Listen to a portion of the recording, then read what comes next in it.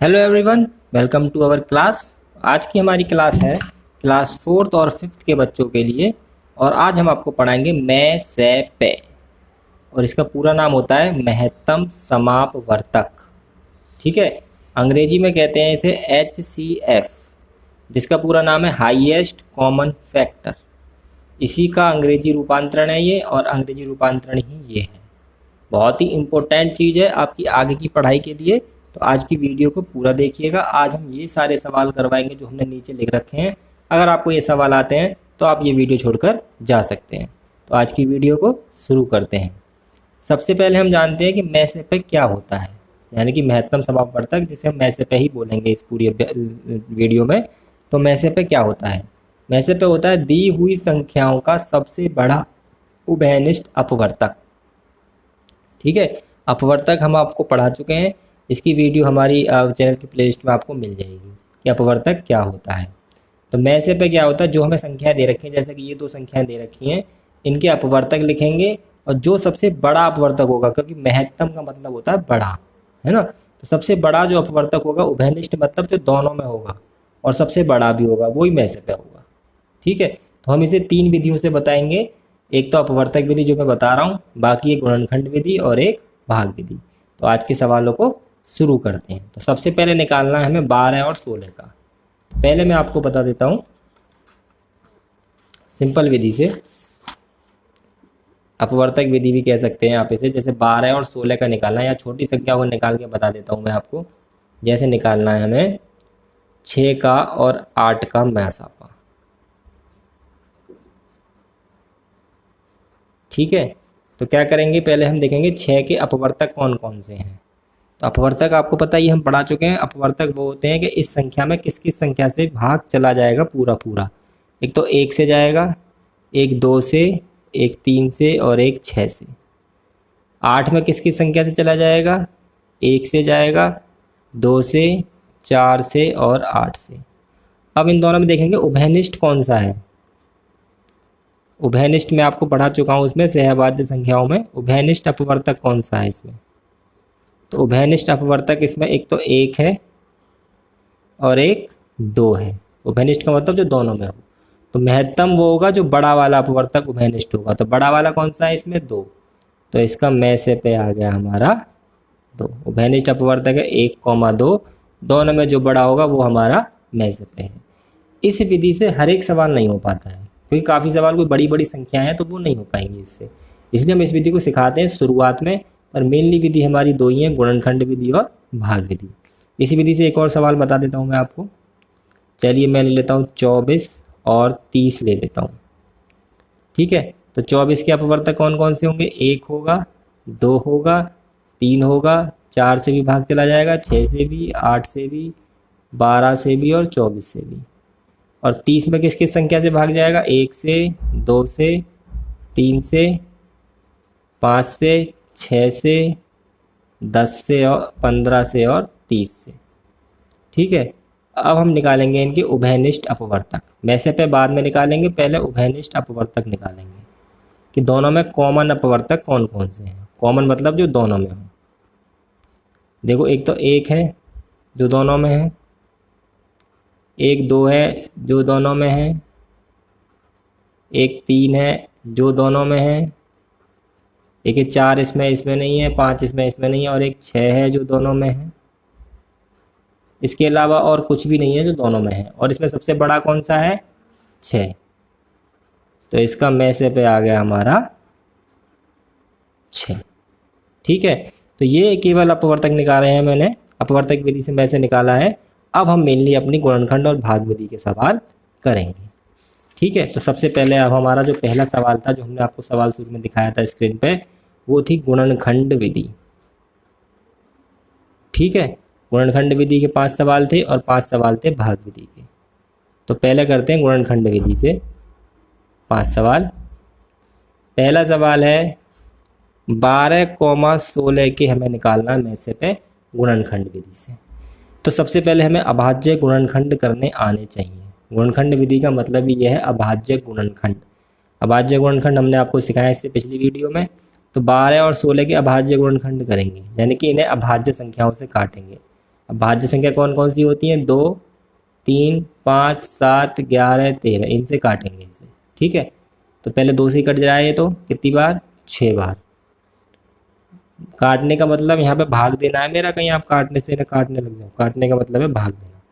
2 से कटेगा 3 बार और 3 अपने आप से 1 बार। ये हो गए 12 के अभाज्य गुणनखंड। 12 के आगे बराबर लगा के इन्हें लिख दो, 2 गुणा 2 गुणा 3। ठीक है जी।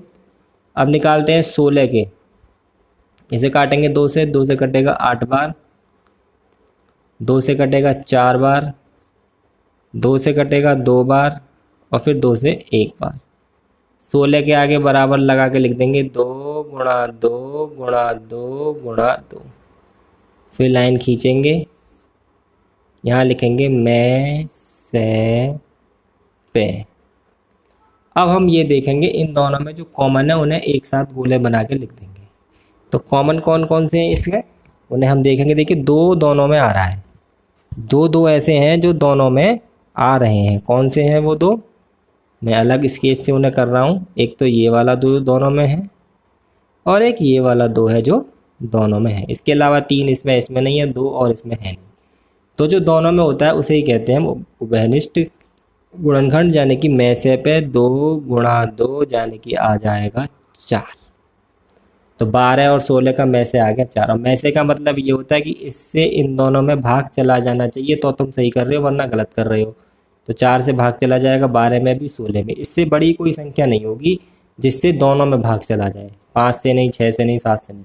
ठीक है, तो में से पे का मतलब हुआ कि वह बड़ी से बड़ी संख्या जिससे जिन संख्याओं का में से निकाल लें उन दोनों में भाग चला जाए पूरा पूरा। तो ठीक है, वरना तो गलत कर रहे हो। दूसरा करते हैं जी। दूसरा है 12 का और 18 का। 12 और 18 का क्या निकालना है? में से पे। तो सबसे पहले 12 और 18 का करेंगे अभाज्य गुणनखंड।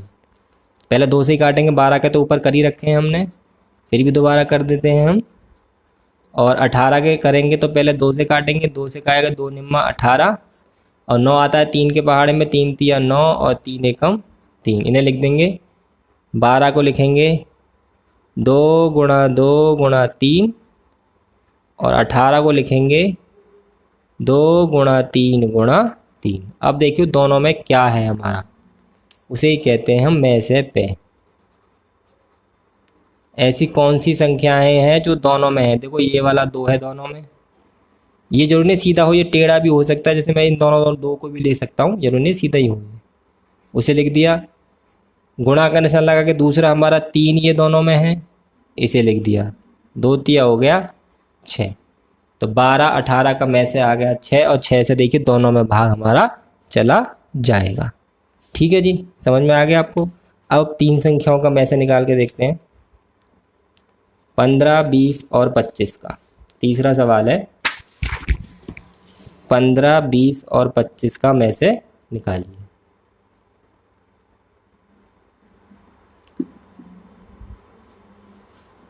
पंद्रह, 20 और 25। तो सबसे पहले क्या करेंगे? 15, 20 और 25 के करेंगे अभाज्य गुणनखंड। तो 15 किसके पहाड़े में आता है जी? 2 के में नहीं आता, ये आता है 3 के पहाड़े में 5 बार, फिर 5 के पहाड़े में 1 बार।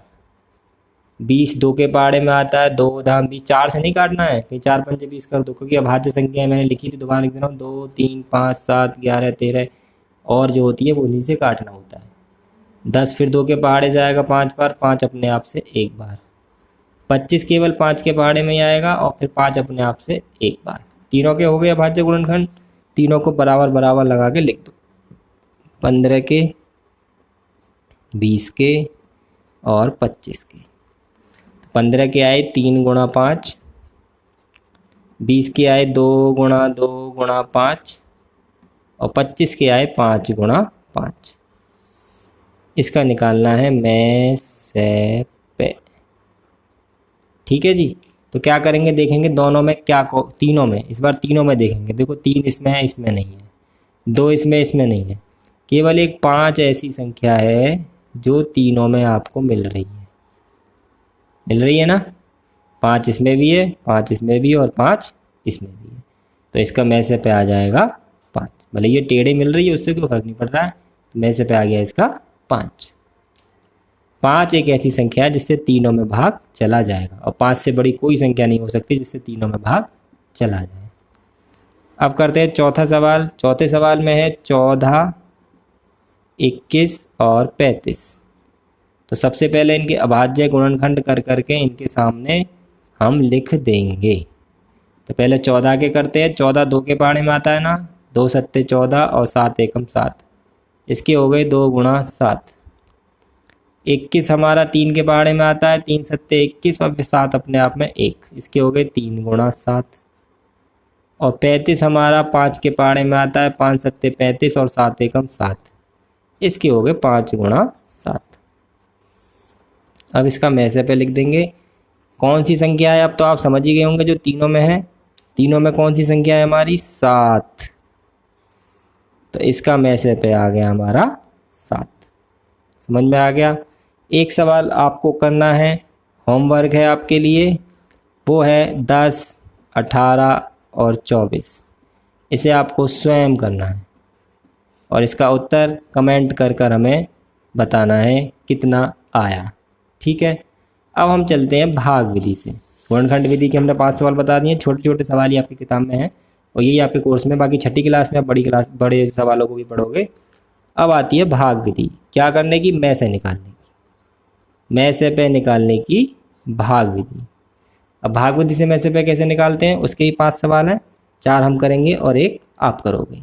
तो पहला सवाल है इसमें 8 और 18। 8 और 18 का में से पे निकालना है भाग विधि से। अब आपको एक बात बता देता हूँ, आप में से पे भाग विधि से निकालो चाहे गुणनखंड विधि से, उनका उत्तर सेम आता है। ठीक है, ये नहीं कि उत्तर अलग अलग आ जाएगा, गुणनखंड विधि से कुछ और, भाग से कुछ और, संख्या उत्तर सेम आएगा, पर आपको दोनों विधि आनी चाहिए। तो भाग विधि का मतलब नाम से ही स्पष्ट है कि भाग मतलब भाग करना है। तो पहले छोटी संख्या से बड़ी संख्या में कर दीजिए भाग। 8 से करना है भाग इसमें 18 में, कितनी बार जाएगा, 8 दूनी 16, कितना बचा 2। अब यहीं से आपको समझना है, इसमें जो शेष बचता है ना उससे वापस इसमें भाग करना है, भाजक में, भाजक कहते हैं इसे। तो भाजक में हमें वापस भाग करना होता है, शेष फल से भाजक में भाग, इसे भाजक कहते हैं, इसे शेष फल कहते हैं। शेष फल से आप भाजक में वापस भाग करते जाओ, हालांकि ये एक बार में हो गया, 2 चौक 8। जहाँ ये पूरा भाग खत्म हो जाएगा तो ये वाला उत्तर नहीं है, उत्तर है ये वाला। ठीक है, तो इसका में से पे आ गया 8। एक बार फिर बता देता हूँ, 2 आ गया, में से 8 नहीं 2। एक बार फिर बता देता हूँ, भाग विधि में हमें भाग करना है छोटी संख्या से बड़ी संख्या में, और जो शेष बचेगा इससे वापस भाजक में भाग करते जाना। मान लो यहाँ पे 1 शेष बचता या 4 शेष बचते तो इससे वापस 2 में भाग कर देते। ठीक है, यानी कि वापस भाग करते जाना, और जहाँ पे भी भाग खत्म होगा वहीं उसी संख्या उसी बार का भाजक हमारा उत्तर माना जाएगा। ये वाला उत्तर नहीं है, ये वाला उत्तर माना जाएगा। और समझते हैं और अच्छी तरह समझ में आ जाएगा। 12 और 20 का भाग करते हैं, 20 का में से निकालते हैं। तो छोटी है 12, 12 से भाग करेंगे 20 में, तो आपको पता है 12 कम 12 गया, कितने बचे 4। अब 4 से किस में करेंगे भाग वापस, 12 में, 4 तिया 12। उत्तर क्या आया हमारा इसका, 4। 3 नहीं आया, 4 आया, तो में से पे आ गया हमारा इसका 4। ठीक है, समझ में आ गया। जो भी शेष बचेगा इससे वापस उसी में भाग करना। मान लो यहाँ 2 बचता तो 2 से किस में करते, 4 में। हर बार इसमें नहीं करना, जिसमें भाग देंगे उसी में करना है। अगला सवाल करते हैं, सवाल नंबर 3। सवाल नंबर 3 में निकालना है 15 और 25 का। ठीक है, 15 और 25 का में से पे निकालना, कौन सी विधि से, भाग विधि से। तो 15 से भाग कर देंगे 25 में, ये आया 15 एकम 15, कितना बचा 10। अब 10 से भाग करेंगे वापस 15 में, तो वापस जाएगा 10 एकम 10। ठीक है, मैंने जो बताया था वो ये, देखो शेष बचेगा, शेष से भाजक में भाग किया। अब यहाँ शेष बचा 5, अब 5 से भाग करेंगे 10 में, अब जाएगा 5 दूनी 10। यहाँ ख़त्म हुआ है तो भाजक कौन सा है इसका, 5, तो उत्तर आया 5। इस सवाल में 3 बार गया है भाग, तो इसमें और आपको अच्छी तरह क्लियर हो गया होगा कि भाग हमें किस में करना है। जो शेष बचेगा हमारा उससे वापस भाजक में, फिर यहाँ शेष बचा 5 तो इससे 10 में, यहाँ कोई बचता तो इससे करते 5 में। ऊपर वाले भाजक में ही भाग करते हुए जाना है। अब 3 संख्याओं का में से लेते हैं, भाग विधि से कैसे करते हैं। संख्या है 16, 24 और 30। तो 3 संख्याओं का लेने के लिए क्या करेंगे, पहले 2 संख्याओं का उत्तर निकालेंगे, उसका जो आएगा उसका फिर इसके साथ निकाल देंगे। तो पहले 16 और 24 का निकालते हैं। एक साथ तीनों का नहीं निकलेगा, ध्यान दीजिएगा। एक साथ 3 संख्याओं का में से भाग विधि से नहीं निकलेगा, पहले कोई सी भी 2 संख्याओं का निकाल दो। तो हम इन दोनों का निकाल दे रहे हैं 16, 24 का। तो 16 से 24 में कर देंगे भाग। तो 16 एकम 16 गया, कितना बचा 8। 8 से किस में कर देंगे अब 16 में, 8 दूनी 16 कट गया। इन दोनों का आया में से हमारा कितना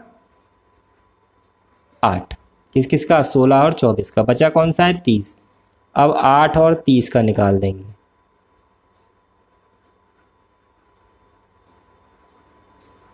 समझ में आ रहा है ना आपको। कोई सी भी 2 संख्याओं का निकाल लो पहले, उसका जो उत्तर आएगा उसके साथ तीसरी संख्या का निकालेंगे। तो 8 से भाग करेंगे अब 30 में। 8 तिया 24, 6 बचा। 8 में भाग किया, 6 एकम 6, कितना बचा 2। 2 से किस में करेंगे अब इस वाले भाजक यानी कि 6 में। 2 तिया 6 कट गया, उत्तर आया ये वाला। तो अब तीनों का में से आया हमारा 2। लास्ट वाला जो आएगा वो उत्तर माना जाएगा। तो में से पे का जो उत्तर आया, जिसे मैं लाल इसके से लिख रहा हूँ, ये तीनों सवालों का उत्तर है 2। इन दोनों का आया था 8, फिर 8 का इसके साथ निकाला जब आया 2। एक और समझा रहा हूँ मैं 3 संख्याओं वाला, आपको और अच्छी तरह समझ में आ जाएगा। 5वां सवाल है 20, 30 और 40। इसमें 3 संख्याएं हैं, तो सबसे पहले हम निकालेंगे 20 और 30 का में से। किस किस का, पहली 2 संख्याओं का, या इन दोनों का निकाल लो या फिर इन दोनों का, कोई सी भी 2 का निकाल लेंगे। तो हम निकालेंगे पहले 20 व 30 का, और फिर जो उत्तर आएगा उसका किसके साथ निकाल लेंगे 40 के साथ। तो पहले 20 से भाग करेंगे 30 में। 20 एकम 20, कितना बचा 10। अब 10 से भाग कर देंगे वापस 20 में। 10 दूनी 20, तो कितना आ गया 10। इन दोनों का में से आ गया हमारा 10। अब 10 का निकाल लेंगे किसके साथ, कौन सा बचा 40 बचा है ना। तो 10 व 40 का में से पे 10 से भाग कर देंगे 40 में। 10 चौक 40, सीधा एक बार में कट गया, तो यही उत्तर आ गया। तो 20, 30, 40 तीनों का में से पे आ गया हमारा, कितना आ गया ये वाला, यानी कि 10। समझ में आ गया आपको। तो आज हमने आपको में से पे क्या होता है उसके बारे में बताया है, भाग विधि से भी, गुणनखंड विधि से भी, और सबसे पहले अपवर्तक के तरीके से भी। उम्मीद है आपको समझ में आ गया होगा। अगर आपको वीडियो अच्छी लगती है तो चैनल को सब्सक्राइब कर लीजिए, क्योंकि आपकी क्लास की वीडियोस हमारे चैनल पर लगातार आती रहती हैं। अगली वीडियो होगी लघुत्तम समापवर्तक यानी कि लेसे पे की। आज की वीडियो यहीं ख़त्म होती है। धन्यवाद।